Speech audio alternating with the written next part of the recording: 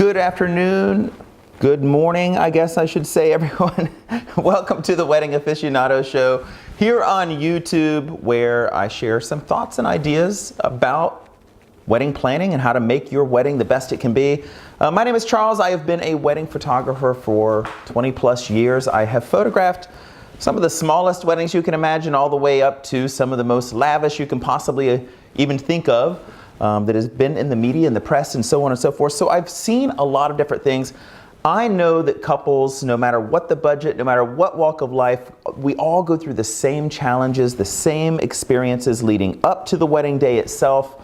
The wedding day, making it flow smoothly, so on and so forth. So I like to share tips and ideas from the visual perspective as a professional photographer, because I feel like a lot of times your photographer can be your best asset on your wedding day. They are the ones that can help make sure the timeline flows smoothly and it all falls into place for you. So, you know, some thoughts from the visual perspective on the wedding day and how beautiful things can be. Join me in the live chat if you would, most certainly. Let me know that you are here. If you have any questions, I'm happy to answer them. This is completely, we are just in the moment together. It's live. And there's no pre-script here, so we're just kind of having some fun together. I'm on episode 6 now of the Wedding Aficionado. I started this little show with some ideas in mind of how we could be giving back and sharing with all the engaged couples out there. And it's been such a joy. I've actually been going through weddings from back in 2000, 2001 today, as crazy as that sounds, and just pulling up photographs and reliving you know, all these moments from all of the different weddings from over the years. And just so cool. Like I'm looking through them and I'm like, all of this is still relevant. It's all timeless. It's all classic. And I think with great wedding photography, that's the key, right? You want your photographs in 25 years and 50 years to be timeless, to still be as beautiful as they were. Start a little sand timer here to kind of kill some time as we go through this. But yeah, we want them to be as beautiful as they were originally. And this is just, great wedding photography does just that. It's timeless. So don't get caught up in all the Instagram filters and the crazy effects that we can do to our photography, because trust me, in 50 years, you want it to be classic and timeless. Stand the test of time. That's your goal. So I'm kind of started to gear up for a wedding today. I'm excited. We will be photographing a wedding in Newport, and so I've got a lot of batteries to charge, everything to get together. I won't give up too much. You'll get to see some of this, I'm sure, coming up, but it's going to be completely different than any other wedding we photographed, because the couple has some special plans. But I don't want to give it up to their family and let them hear about it, because there may be some surprises in store for people too. So excited for my wedding coming up. And quickly, I want to thank Aaron and PJ. Our last Newport wedding a few weeks ago, they went on to the knot.com and took a moment to give us a 5-star review, wrote these beautiful words about working with us. Thank you guys so much. You know, all of our work comes to us completely by referral. You really don't see us advertise. You know, we share here in the live show and we try to give back as much as we can, but it really helps when you guys take the time to say such kind words about working with us. Thank you very much. With that said, let's dive into the portfolio for a moment and just kind of share some random wedding moments. Sometimes in the portfolio there are amazing tips to be had. Other times it's just kind of living vicariously through what other couples have done. But beautiful wedding photography, to say the least. So let's see what we got here. We have shared many, but yeah, I've shared that, boy. Oh, this is beautiful. So this is just, believe it or not, this is just a fleeting moment. Let me see if I can get the close up here.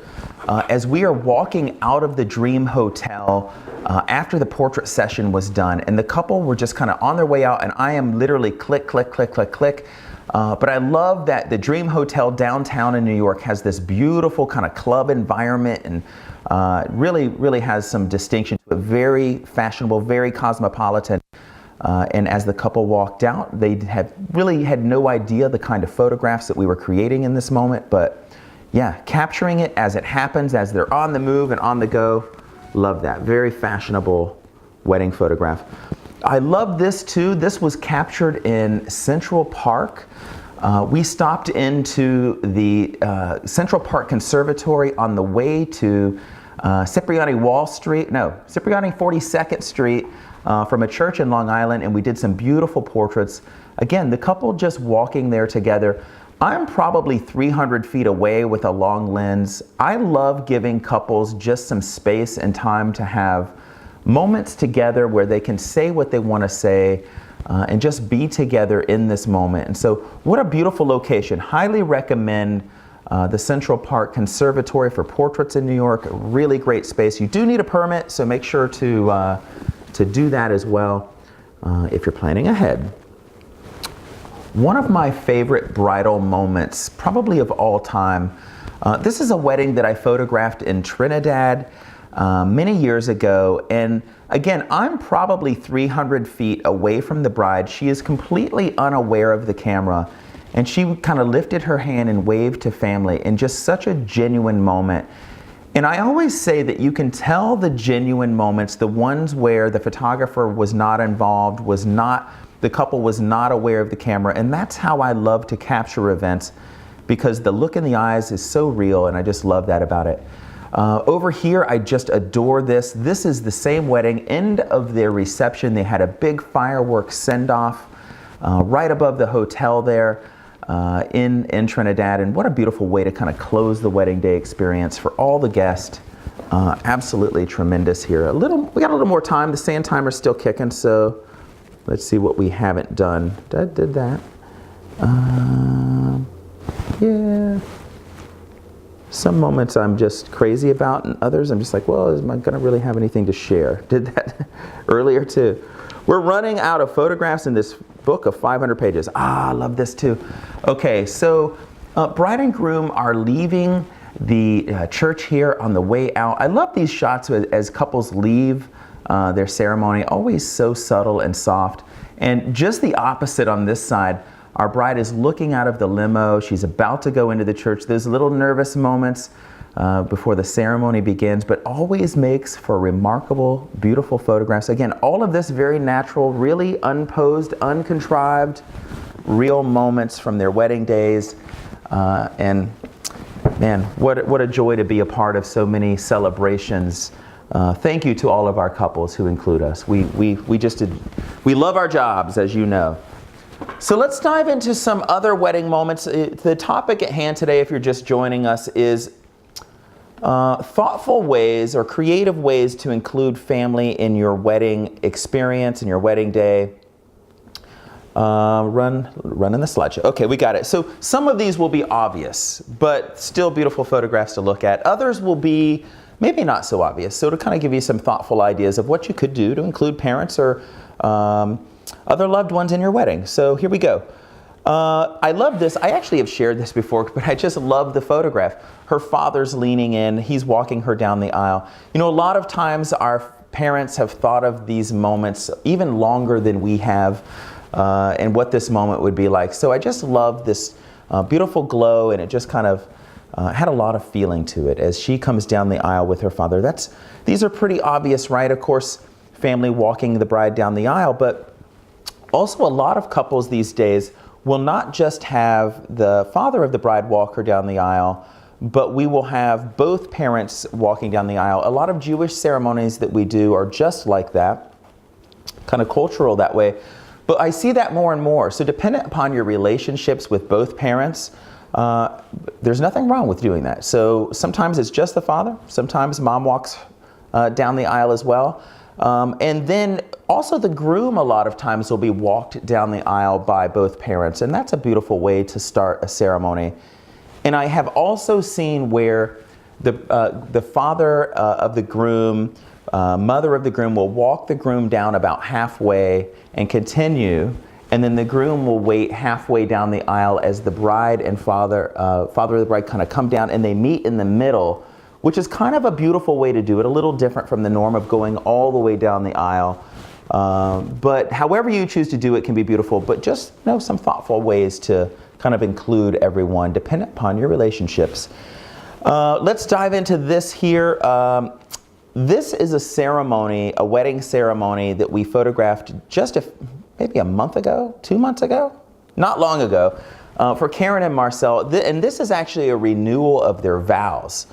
And what was fun about this is we actually photographed Karen and Marcel's first wedding in Harlem several years ago. I believe it's been 10 years, pretty sure. And they had a vow renewal and they invited us back. Thank you so much, Karen and Marcel, for inviting us back. It was such a pleasure to be amongst you. But what you guys did in your wedding was really unique and different, and we thought it was thoughtful. Well, they actually had, instead of having an aisle, they had their DJ kind of call out immediate family to come out to the center of the dance floor here.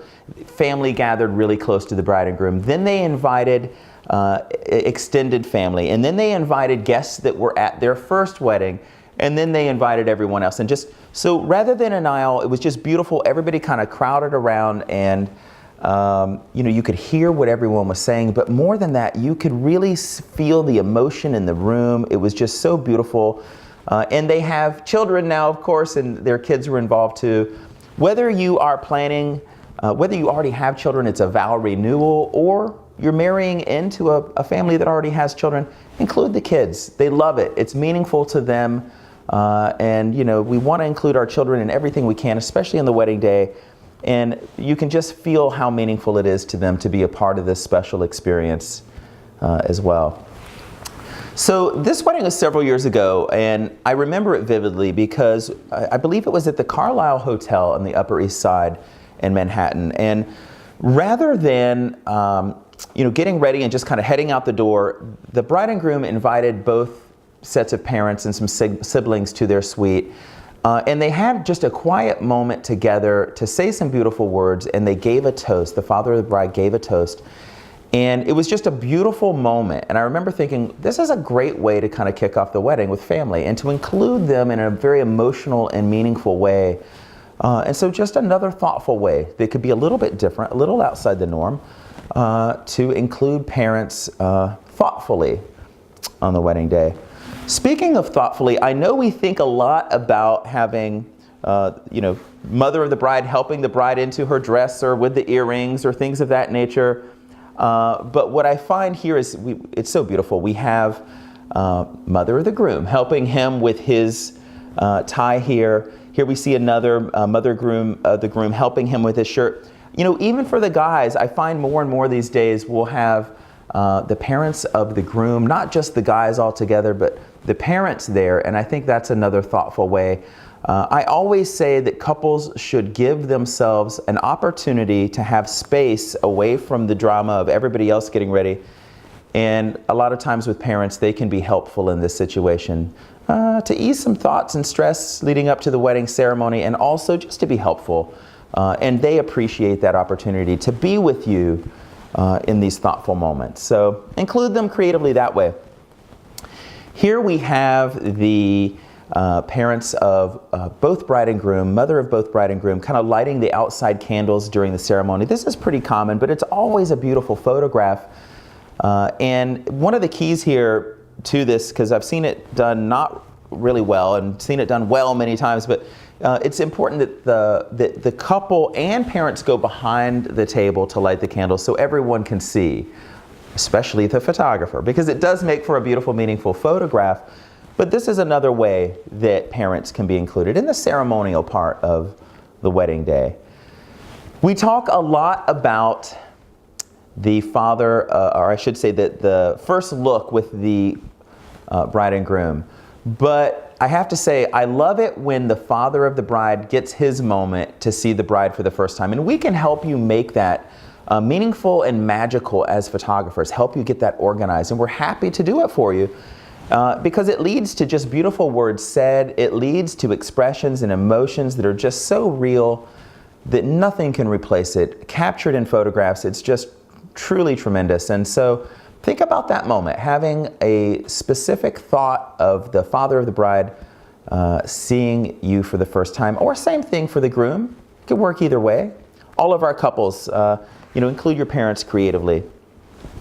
We talk a lot about family portraits and how important it is to not just do the photojournalistic part of the day, but I truly believe that capturing your family history, everybody together, everybody in a fun light, can be amazing as well. Organizing those family portraits can be the challenge though. So a little tip here, As a professional photographer, I always, as we consult with our couples and we plan out the wedding day timeline, a lot of times we're trying to figure out when and where we will take all the posed family pictures or bridal party photographs. And the rehearsal dinner can be the perfect time and place to kind of announce that to everyone. Because especially when couples are having their photographs taken where the reception will be, it's very easy to lose a sibling or loved one to the bathroom or to the bar or to get hors d'oeuvres, things of that nature. So a little planning and letting family know when and where and announcing that during the rehearsal dinner can make all the difference of making sure that you aren't spending time having to chase people down and that everyone is present. But I also want to mention that how beautiful to not just do the photographs looking at the camera, but this is how we see our families, right? Engaging, beautiful, with laughter. So as photographers, we try to bring out that emotion and have some fun with the family portraits as well. The ring bearer, with kids in the wedding, you never know how it's going to go down, right? But so make it fun for them is a creative way to do it. And it's fun for guests as well. This was so thoughtful. The cousin of the bride, he was dressed up as a little Secret Service agent. As you can see here, he comes up, he's got his little earbud there, his glasses, and he has a safe that they open and pull out the rings for the ring exchange. And then as he walks away, you could just see the fun, the humor. I mean, he felt really important in that moment. And so just a fun way to include the kids. Make it fun for them, and then they'll really want to be a part of that wedding day experience, right? Always makes for meaningful photographs as well. Now, with large groups, a lot of couples want to capture not just their immediate family, but they want to capture their extended family. Some want to capture aunts, cousins, college friends, so on and so forth. Some couples want to capture everybody at the wedding day if they can, and I think that's a great idea. The key is organizing that. So I'll share a photograph with you here, which was done, well, not there, let's try here, which was done really well, in which the couple had a receiving line. And this is one of those perfect times to organize this. If you have a receiving line, you have steps outside of where your ceremony is taking place that we can kind of get everybody staged. We as photographers can start organizing that while the receiving line is still happening, getting guests together. And this is a perfect opportunity to do that. The other time that it's ideal, I find, at wedding experiences usually, is right after the first dance. Because, after your first dance, a lot of times the DJ or the band or master of ceremonies will invite all the guests down onto the dance floor to kick off the celebration of the wedding reception. And now everybody's there. So it's very easy for us to organize with the Master of Ceremonies to make a quick announcement, everybody get together. It's also important to let your photographers know that this is important so that we can be organized, because with huge groups like that, we will need a step ladder and a little bit of extra lighting to make sure there's good light on everybody's faces. We want to get that camera high, kind of looking down on the dance floor. So a little bit of organization and timing is the key to making sure this happens smoothly and you get to have these types of photographs in your wedding album. A lot of our family members are talented, so why not include their talents on the wedding day? Here, near the end of the reception, the uncle of the groom kind of singing a song here. You can see bride and groom celebrating amongst him. A great way to honor those with talents in our family as well. And I know a lot of times we think of toast and we think of our maid of honor, matron of honor, best man. But, like I said earlier, family, they think about this day for a very long time as well. They've got a lot of their friends present sometimes. And so having the parents of the couple to say either a toast or to give a welcome speech at the beginning of the wedding or at the end of the wedding night of the reception to give kind of a send-off speech is a great idea too. And it always leads to just beautiful expressions, heartfelt words to the couple. And I love moments like this. I love this kind of candlelight here, the glow, and just the expressions, just out of this world. Love, love, love. Opportunities to create expressions. Of course, the parent dances are important. A lot of couples will choose to have parent dances when they can, and always leads to beautiful moments. I love these expressions that we capture. I can remember my own parent dance with my mom. Just kind of, it's an emotional moment, holding back the tears in these beautiful moments. We love our moms, we love our dads, and so yeah, include them. Have a parent dance if you can. Look at the expression on guest's face as well. Absolutely tremendous. A little kiss on the dad's cheek as the ceremony or the parent dance ends, and again, you can see mom kind of holding on here. It's just beautiful expressions and emotions in these moments. A blessing is another creative way to include family. I love not only who's giving the blessing, that's important. You can have a family member do that. But look at these beautiful expressions. Everybody's heads bowed, all that candlelight and beauty. So even subtle moments like this can make for beautiful photographs. Here we have the father of the bride. He's going to sing a song to the couple in the middle of the reception. So even, have dad, if he's got that incredible talent like we see here, look at their backs. You can still feel that they're emotional about this and that it's meaningful to them. So creative ways to include family in that regard as well. I remember this moment like it was yesterday because it was just such a beautiful moment. I'm getting my gear together, kind of about to walk into the house. And as I look up and the bride and her mom are in their bedroom and the dress is hung up already for us. And you can just feel, that moment that they were having together. And I caught this kind of fleeting moment before it disappeared. And so yes, include parents in the getting ready moments. I mentioned earlier, have another room available to you away from the stresses of everybody else's hair and makeup if you can. It'll keep it stress-free, but it also just kind of gives you a place to go for a little quiet time and to be with those that are incredibly important to you, your closest loved ones as well. Such a beautiful moment. And if you have culture in your life, what an amazing way to celebrate. Here we're on Central Park West, kind of at the Mandarin Oriental Hotel, and they had a barat for this Indian wedding, and they're coming up the streets here. The drums are blazing, everybody's dancing, parents of the bride and groom kind of greeting each other. So I love these cultural opportunities to include family. And of course, the groom arrives horseback here in the middle of Manhattan, and the celebration and the ceremonies can now begin.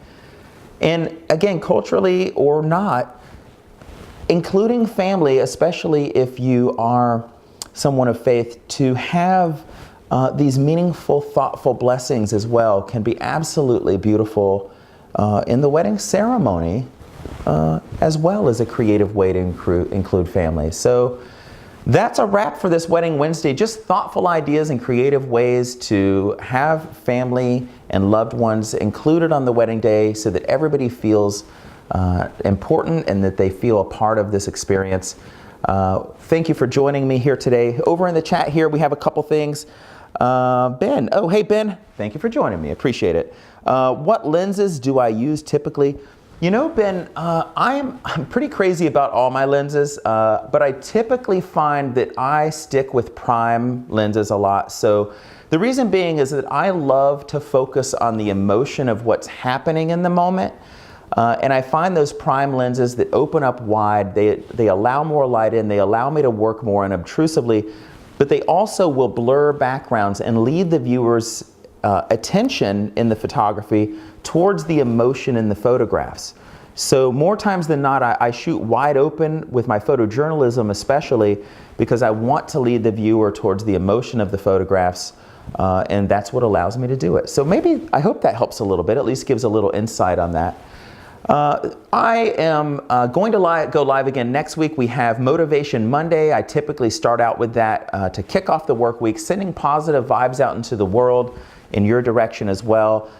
Tips on creative entrepreneurship, especially for those of us who are working in technology with cameras and lighting and all the things that go into this. Great for YouTubers as well. Tech Tuesday, I focus on kind of the intricates, the details of how we use technology in our profession. Just sending ideas and tips based on our own personal experience out to those to help other creatives find their way with all of this incredible technology that's at our fingertips these days. And of course, join me next Wedding Wednesday. I'll be here sharing tips and ideas from the visual perspective for all the engaged couples out there. You guys have a fantastic rest of Wedding Wednesday and certainly wishing you the best. Have a great one, everybody.